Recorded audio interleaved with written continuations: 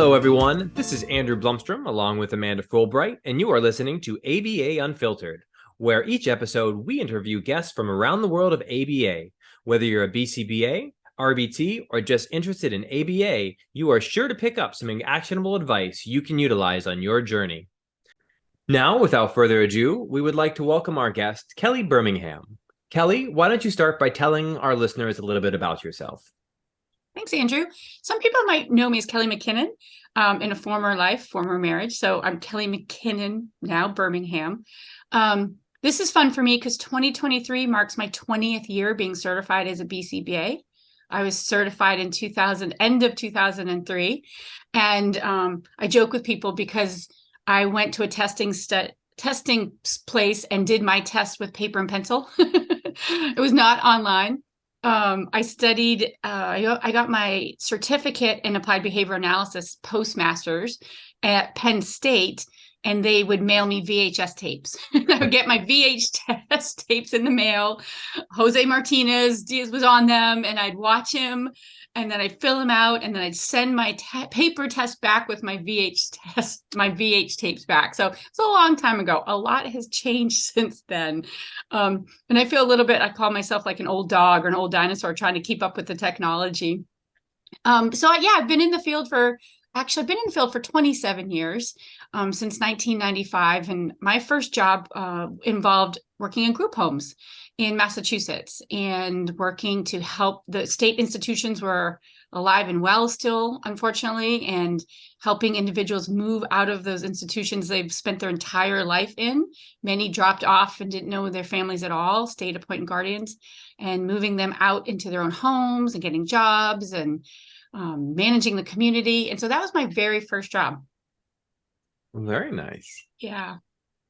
I kept going. I hail from Maine and Massachusetts. And so I started working with younger children in high school, and then younger children. At this point, we're still talking like 1999, and private insurance did not cover ABA at all. It was state funded, regional center funded. Massachusetts had some wraparound funds at that time. And when I started doing the work in home, and I was lucky enough to be supervised by Dr. Michael Cameron, Dr. Robert Ross, and get some really great experience. But I started to notice over those years that we still were heavily based in discrete child models. And I was working with some younger children that were a little bit more skilled, some more severely impacted, some a little bit more skilled. And I was searching for social skill curriculum, and it just wasn't there. I mean, back then, all we had was like Catherine Maurice's book, Let Me Hear Your Voice. And so that's what we followed. And so in 2002, I did start writing a book around social skills, and it was published that year. And so I have this schizophrenic career where I very much like doing social skill work with children and adults. And I also very much like working with the severe and profoundly impacted folks. So I dabble between the two sides. I like doing both of it. Very nice. And you kind of mentioned the book that you'd wrote back in 2002. I understand you are currently writing a book, and was wondering if you could tell us a little bit about that. Yeah, so thanks for asking. So hopefully, I keep saying I'm writing a book. I've written it. It's with the publishers right now, being edited. And I thought about it 20 years after. So 2002 was the first year the book came out. I still use a lot of the materials in that book because I started looking at using ABA strategies in a group format. And a lot of folks, I remember thinking, people thought I was crazy. So in 2004, I was in California. I opened up a center, if you will. And it was my private practice. It was private pay because, again, insurance would not pay for ABA back then. And regional centers did not understand the concept of group ABA. They would not fund me. I had the head of regional center at my place looking at it, going, look at what we're doing. And they wouldn't fund it. And to this day, they still don't in my regional center.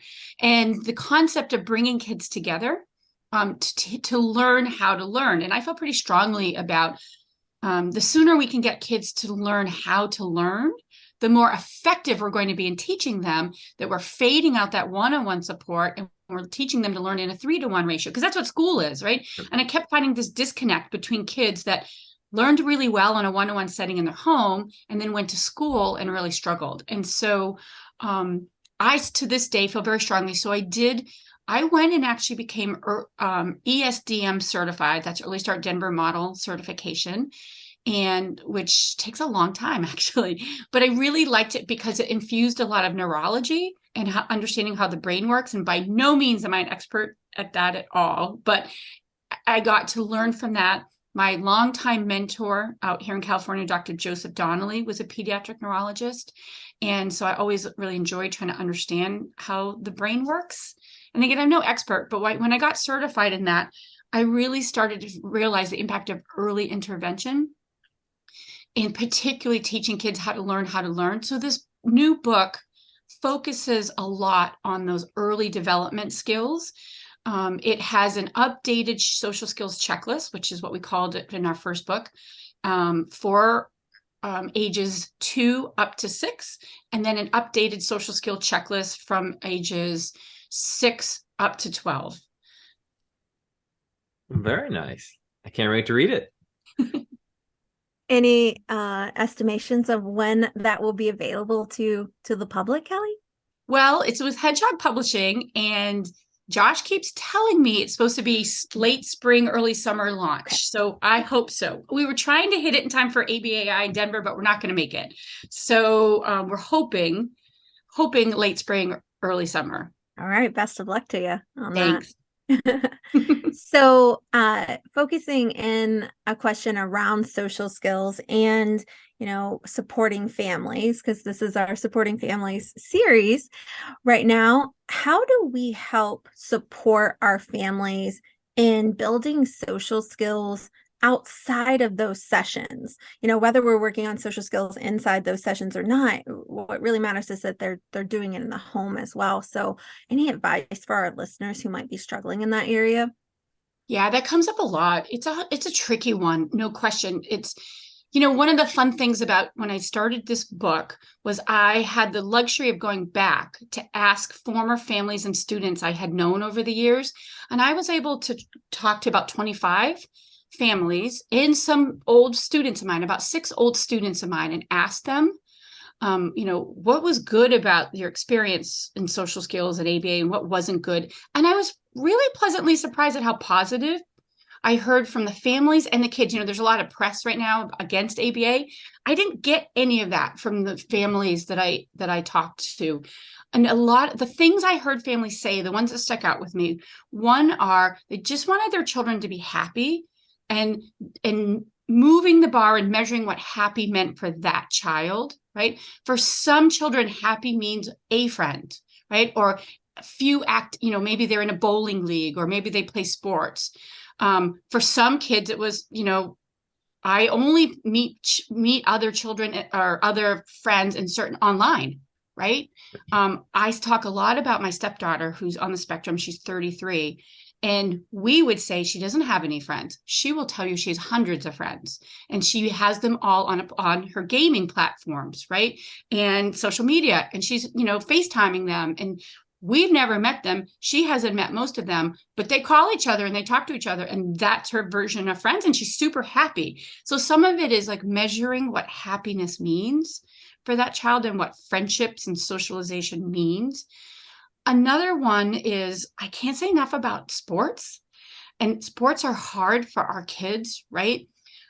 But in California, my husband and I helped found a sports league for children on the spectrum. It's called Spirit League.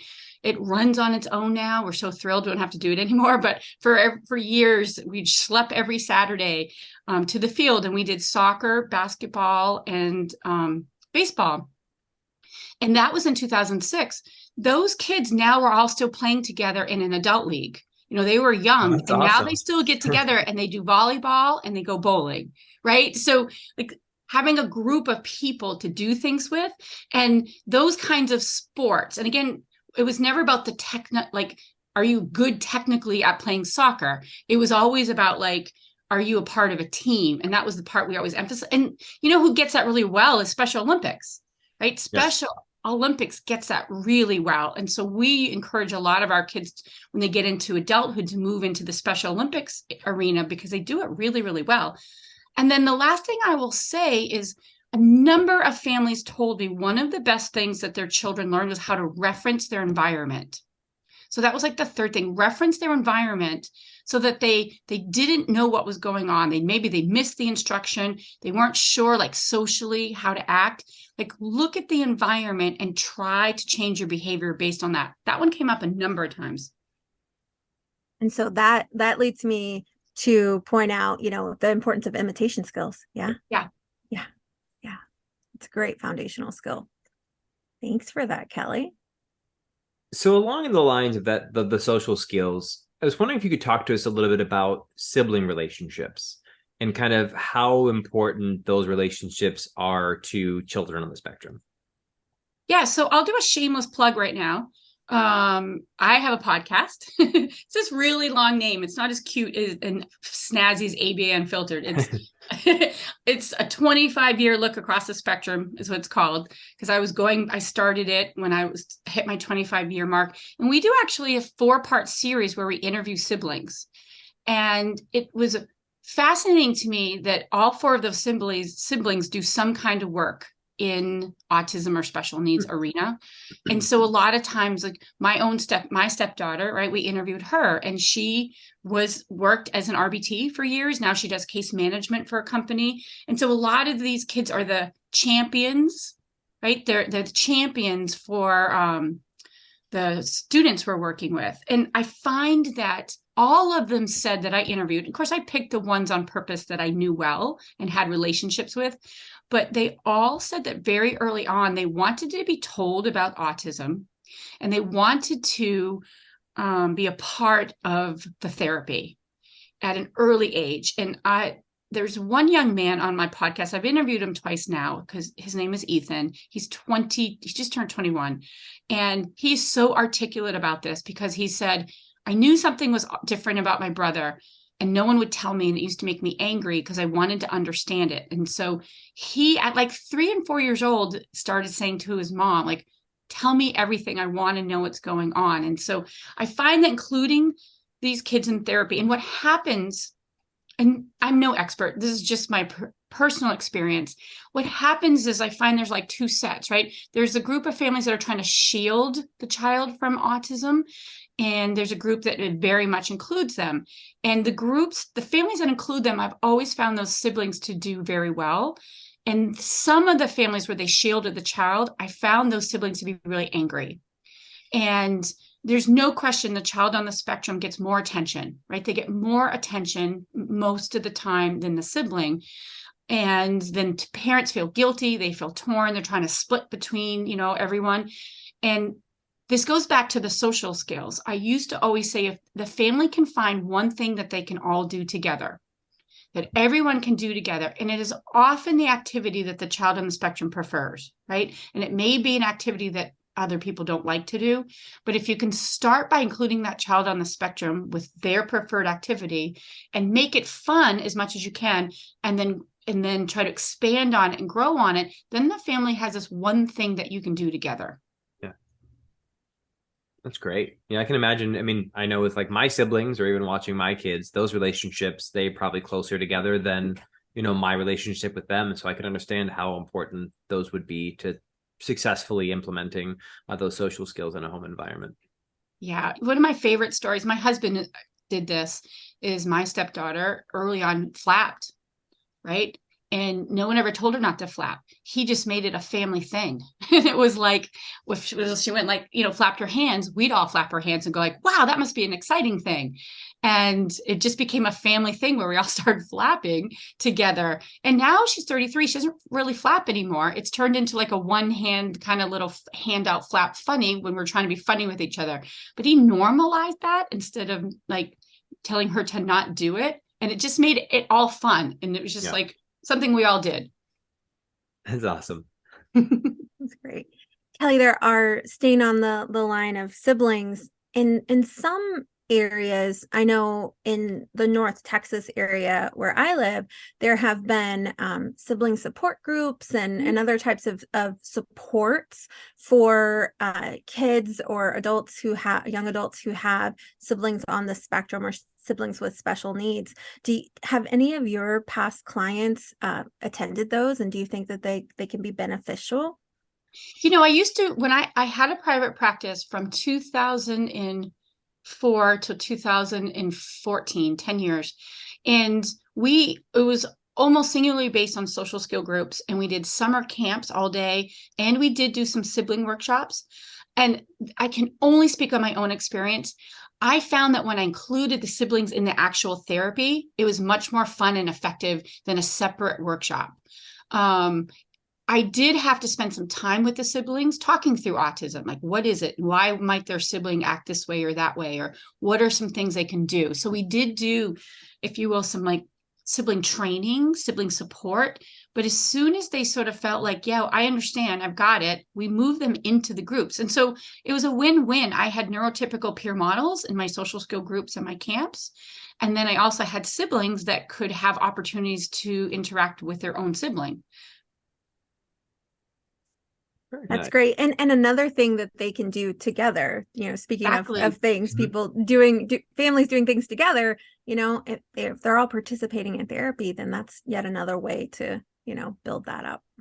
It's so true, because then we could say, okay, hey, you know how we play this game of Uno, let's say, or maybe you did this craft project together. Now you can take that home, and that might be your family activity that you can all do. And I always tell families, I used to always say, make Friday night your family night. I had one mom who took this on steroids, and I'll never forget her as long as I live. I'm still in touch with her. Her son is now going into law school, something none of us thought was going to happen at age 3.5. I would have not thought that. But she took Friday night, and we live in California, so we can be outside a lot. Friday night was night at her house, and she had the garage up. She projected a movie. Every night was movie night. Everyone would show up. She devised a craft based on the movie. She'd have the movie going on. She'd have snacks. She'd have and the parents could all come, and they'd hang out someplace. And she would work those kids. And she used to say, just like, I'm going to immerse my son in this neighborhood if it kills me. And that changed as they got older, right? When he started being 12 and 13, the theme would change. But her house became the magnet. She was exhausted all the time, I'm not going to lie, and stressed out. But by high school, I'll never forget her saying, if I hadn't done this, I don't think I'd be where we were, because the neighborhood kids at first tolerated him. If I'm being honest, he was unusual. He had some behaviors that were unusual. They tolerated him. Then they started helping him. Then they started to admire some skills he had that they didn't have, because he had some really strong visual perception skills, and that played well in gaming. And so then they sought him out for help. And then it was like this level of acceptance happened. It was fascinating. That's incredible. How long do you think that happened, or that took to happen? All the way to high school. Okay. So it's a long game. It was a long game. The toleration was probably into second or third grade, right? And then it was now there were helpers, and they were helping him with everything. And then late elementary, because I stayed with them and knew them all those years. That's when his skills started to show. And then, by high school, they were equal peers for sure. Fantastic. Yeah. I think it's important to remind all of us to have patience, because these things take a long time often to build, and then also have patience for the evolution, because kids change over childhood, of course. Their peers change over childhood, of course. That's the tricky part about social skills, is the skills change with age. But there are foundational skills that, in my opinion, don't change. And it is, like you referenced, Amanda, the imitation, referencing your environment and imitating and learning from trial and error is one of those core skills that does not change. Mm-hmm. Mm-hmm. What are some of the other ones you think? So let me tell you, they're often called behavioral cusp kinds of skills. And in my opinion, it's orienting to social stimuli that will then enhance, which used to be called eye contact. Like if we can get past that eye contact terminology and think about it as orienting to what's happening, and then imitation, and then the joint attention of shared experience, like we're looking back and forth and like we're in this together, that's really hard to get to. But if you get to that, that's a lot of base of like early learning development. That all happens by like 1 year old in neurotypically developing children.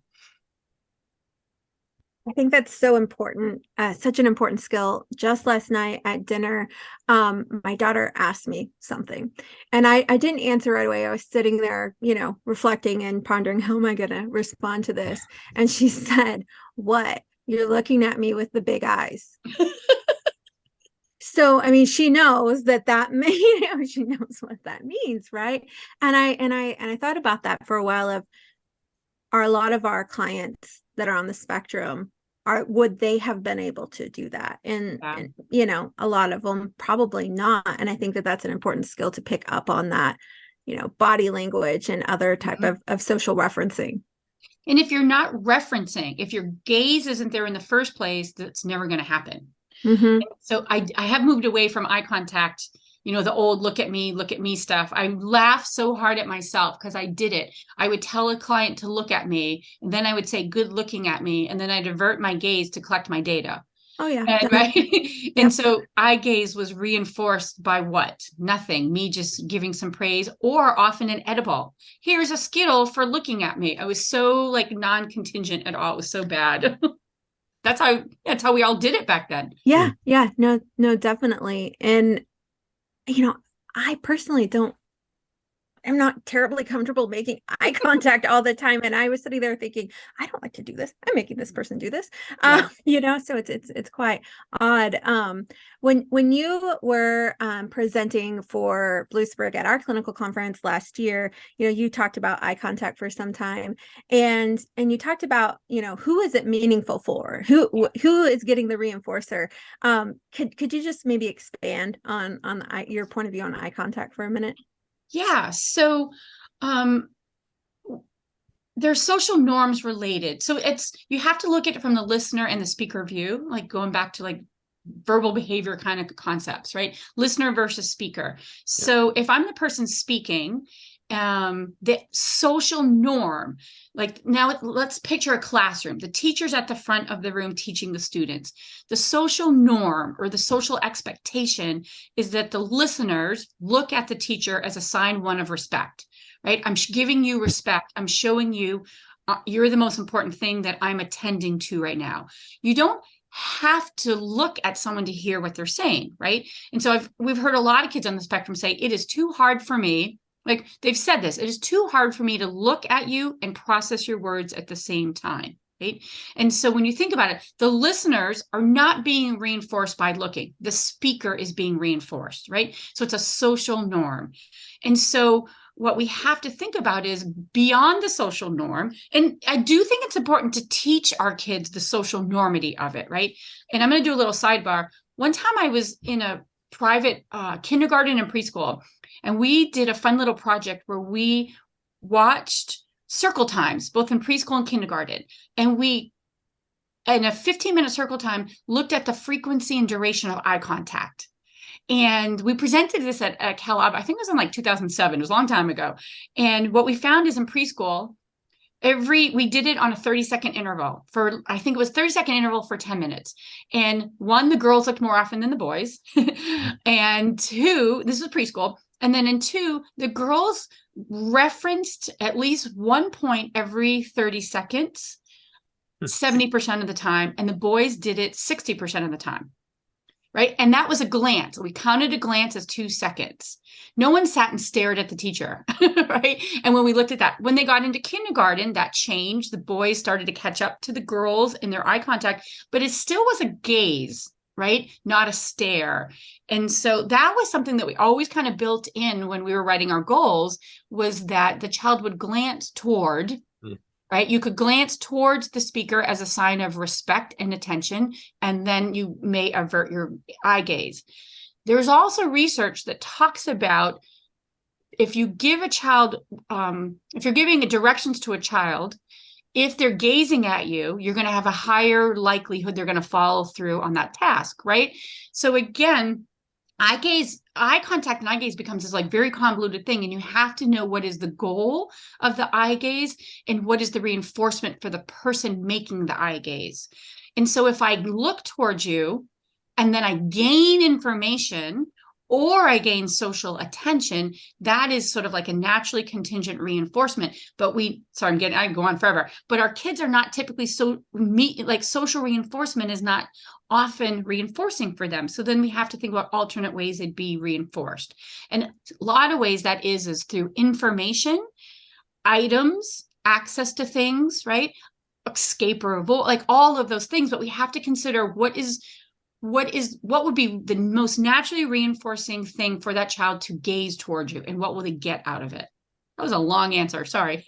I could go on forever. No, I think it's important because, as you said before, you were describing how you would maybe run eye contact trials, and I share the same experience, on another part of the country, right? So we all have probably, those of us that have been in the field a little bit longer, at least, all probably started from that, and we might still be perpetuating that. Yep. Because that's what we learned. So I think it's important to have those conversations, and I really appreciated your long answer. And for families, right? If we bring it back to caregivers, teaching caregivers, like so many parents panic when their child's not looking at them, and they spend a lot of time saying, look at me, and they point to their eyes. And that is where I draw a lot from the Early Start Denver model work, is they talk a lot about make yourself, and I'm going to put it now in behavioral language, I'm using our language for their topic, is that make yourself reinforcing so the child would want to look at you. So it's about evoking eye contact, not complying with the demand for eye contact. Yeah. That is so beautiful. Yeah. I wanted you to say that again. It's about evoking eye contact. Yep, evoking eye contact, not complying with the demand for eye contact. Beautiful, Kelly. I'm going to write that down. It's going on the teaser. Yeah, beautiful. Thanks. So I was going to say, so it's harder for parents, right? You have to be fun. You have to be engaging.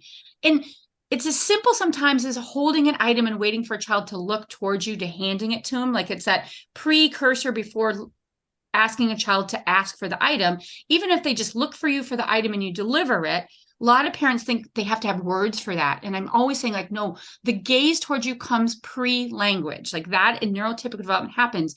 And so if you start there, but then you're fun, then you're silly, and maybe you're tickling, and then you pause and you wait for a glance, and then you reinforce that glance with more tickle input, then those kinds of patterns are the things that families can do to create that evoking of eye contact.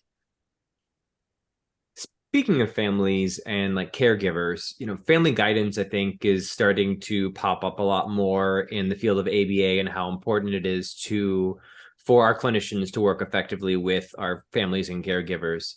What advice do you have for clinicians, who are just starting to kind of collaborate and work with those families on their child's care? That's a really good question.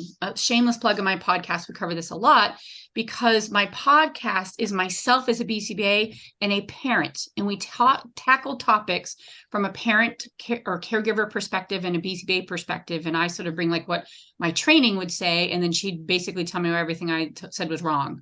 And so, a lot of things that come up from the caregivers, and I continuously refer back to the Bridget Taylor, Linda LeBlanc, Melissa Nosek 2018 Compassionate Care article, which when that came out, I was like, oh, thank you. Somebody much smarter than me said what I always felt. And it was like, we're not doing enough to put ourselves in their shoes. And it, as a BCBA, and I've talked about this with parents, it's hard because I want to move my programs along, right? And then a lot of times caregivers are saying like, no one slept, and we're having a bad day, and I have a lot of work to do, and I just can't do it today. And so it's a balance between understanding that as a BCBA or RBT behavior therapist, and understanding and meeting that parent where they're at, but also helping move that caregiver or parent past that point.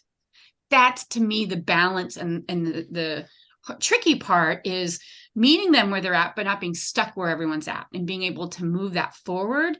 And I do feel like the Compassionate Care article brought a lot of things to light that we can do.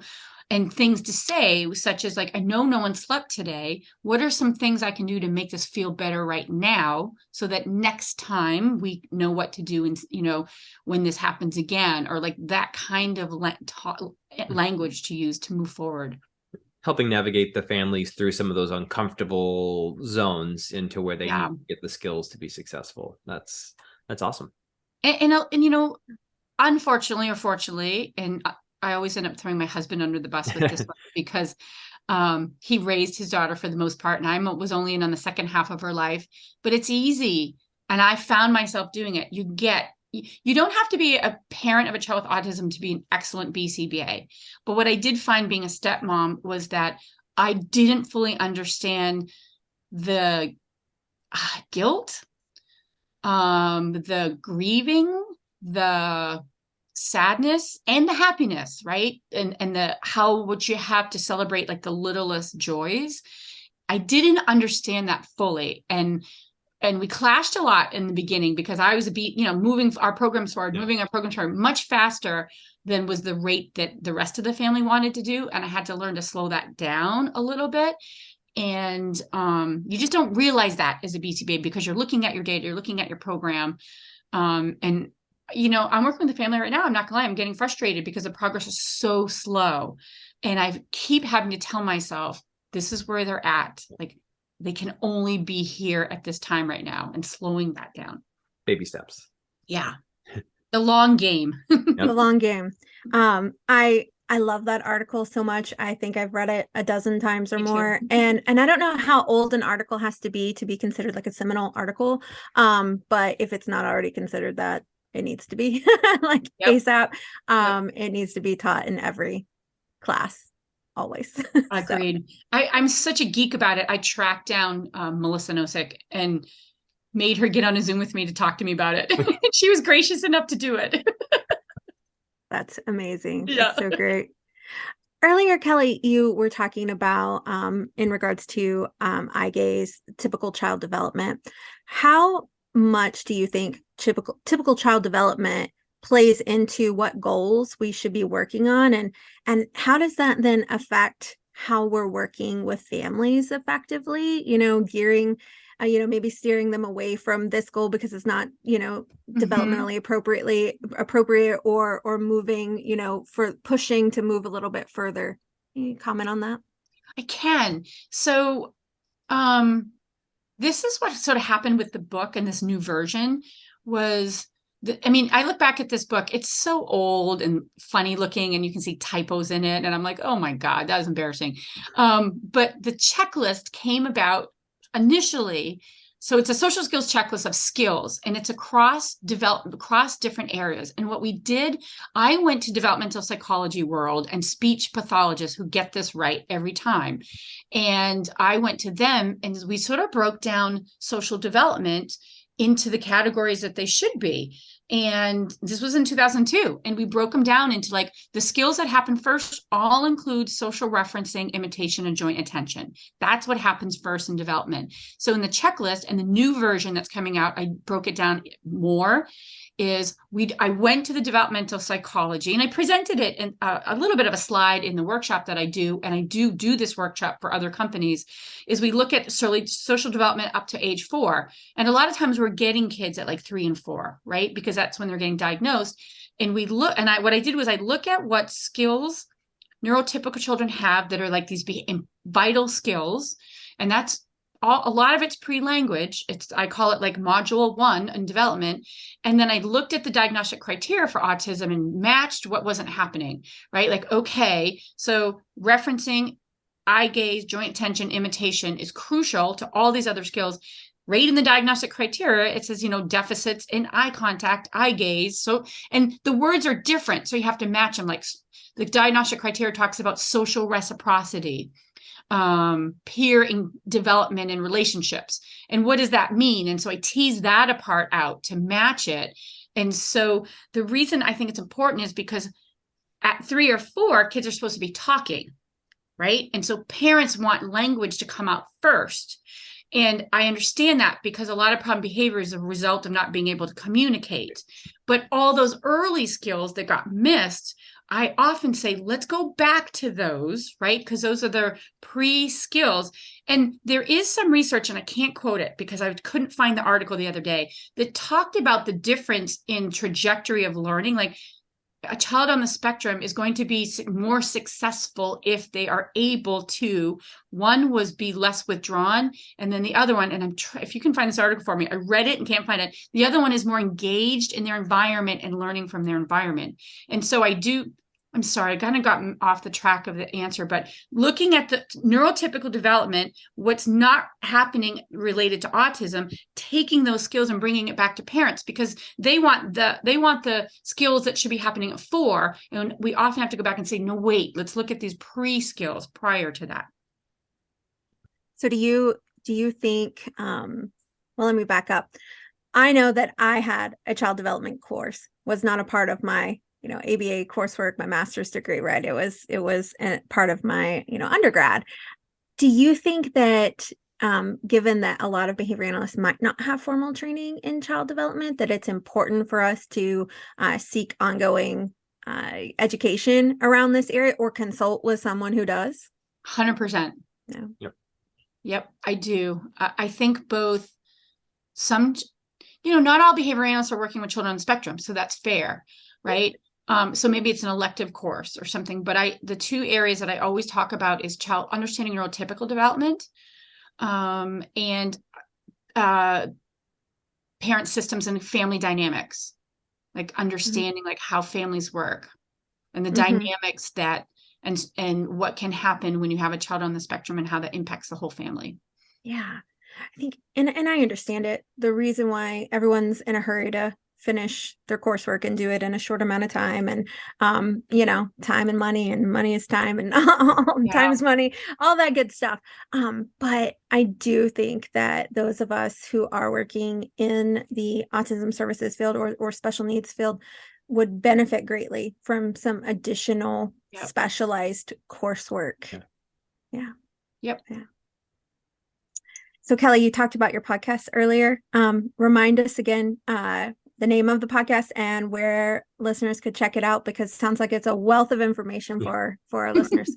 It's on Spotify, Apple Podcasts, Anchor.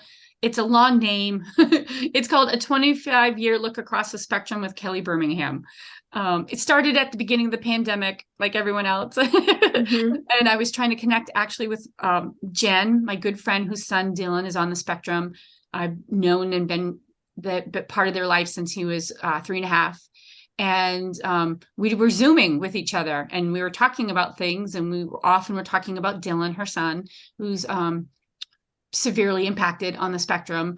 And it was a way for me to see him and talk to him, because we were very good friends, her and I. And so we just started, topics kept coming up, and I said, let's make this a podcast, because we were in a pandemic, right? And people can listen to it for free CEUs through Site Pro right now. And most of them there's a whole bunch of them on there in various topics, but mostly it's a BCBA talking to a caregiver and sometimes other guests and talking about their perspective. That's awesome. And I don't think that we caught the name of your new book that's slated for late spring, early summer. Tell us the title of that. We're still debating on that. Okay. The temporary title right now is called The Group Experience, because I did create in there a little bit of a checklist on trying to navigate when a child might be ready to move into a group learning experience. And if they're not ready, how to sort of like shape that experience. Awesome. So check it out on probably Amazon and all the other places that you can buy books. It'll be through Hedgehog Publishing. Hedgehog Publishing. Okay, great. Well, Kelly, are you ready to play Question of the Week with us? I think so. Okay, awesome. Andrew, let's do this. Awesome. So we have 2 standing questions that we ask all of our guests, and then we'll have 1 follow-up wildcard question. So first question we like to ask, Amanda and I are heavily involved in the learning and performance development world. So we like to ask all of our guests, if you could, tell me something interesting that you've been learning lately. This is embarrassing, but it's true. I am working at Easter Seals right now in Southern California in the severe autism department. I reached out to them in the fall and said, hey, will you take me on? Because I do not have great skills in running an actual functional analysis, right? And writing and collecting data at an APA style that is paper and research worthy. And so I am painfully working with them. They are kind to have included me because I'm an old dog learning new tricks, but I really felt like that was something that was missing in my repertoire. And so it's stressful. My poor supervisor, I'm like a new young learner, like, help, I don't know what I'm doing. And he's having to manage my panic and anxiety because I don't like not knowing what to do and being good at something, but I have forced myself to do it. I do not think that should be embarrassing. I think we should normalize and celebrate the fact that you said that you've been in the field for 27 years. You've been certified for 25 years, and you identified something that you don't feel strong in, and you went out, you're learning about it. You sought the mentor. I think that's brave and the best thing I've heard all week. There's anxiety and tears regularly right now. It was a rough week for me, feeling so uncomfortable in my space, but I'm trying. I'm doing it. Getting back to learn. Yeah, getting back into that learning zone is freaking uncomfortable. And it's a lot of people much younger than me teaching me, and I'm having to work really hard to be in that space. And I think I'm doing okay, but it's been hard. That's so beautiful. Yep. So to kind of follow up with that, let's say you have you find yourself with an extra hour in the day. So now instead of 24, you got 25 hours today. How would you spend your extra hour? Well, the real answer is TikTok. But if I can override my TikTok desire, I'm not going to lie, I do like to create content about my thoughts.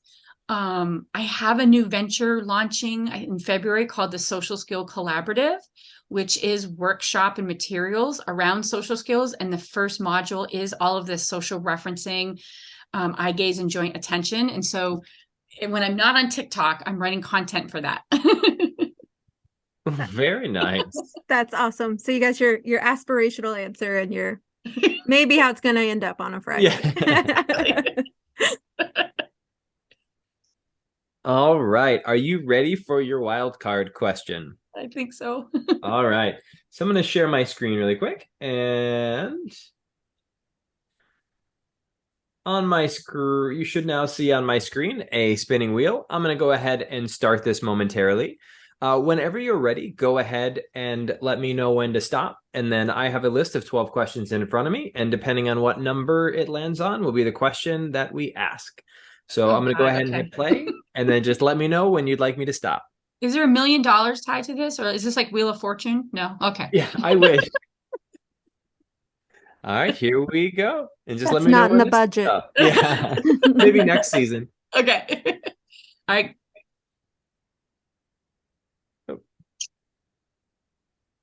Stop. Question 5. Uh-oh. Okay. If you had to delete all but 3 apps on your smartphone, which 3 would you keep? Oh, does that include the ones that come with the phone? Like texting? No, just the extra stuff. Just the extras. Okay. I would keep, I'm so embarrassed. TikTok. So embarrassing. I'd keep a news app. Yep. And I'd probably keep LinkedIn because it's my shameless social media plug for my content I create instead of being on TikTok. Well, very nice. Hey, I go down the TikTok rabbit hole as well. You know, it'll get you. Do you produce content for TikTok? I don't. That's so funny. I mean, and now I'm getting all red and a bit embarrassed. I put 2 on that were so bad that I was so embarrassed at the quality that I stopped doing it. I just stopped. Well, do you guys? No, I don't think so. I don't think so. My daughter, who is 17, thinks that we should have a TikTok, but maybe we do. Andrew, we're old. I don't know. Same. Do we have it? Meredith is going to kill me for not knowing this. I'm not on there. It's not posted as much as our other sites, but we do have a TikTok. Interesting. We may have to start clipping up these and putting them on there. Okay. Right. So check us out on TikTok. Excellent. I didn't even know we had one. All right. Well, Kelly, this has been a delight. I could probably talk to you all day, but I know you have lots of things to do. So we thank you again for being on the podcast. And for our listeners, go check out some of Kelly's stuff. She does great work and is just a wealth of information. And we appreciate being friends with her. Thank you so much. Thanks for having me. Thank you, Kelly. Bye. Bye. Bye. If you or someone you know is looking for some CEUs, head over to bcbaceu.bluesprigautism.com and use the promo code PODCAST to get $5 off any CEU in the catalog. A link to the site can be found below in the description. Thanks again for tuning in, and we'll see you next time.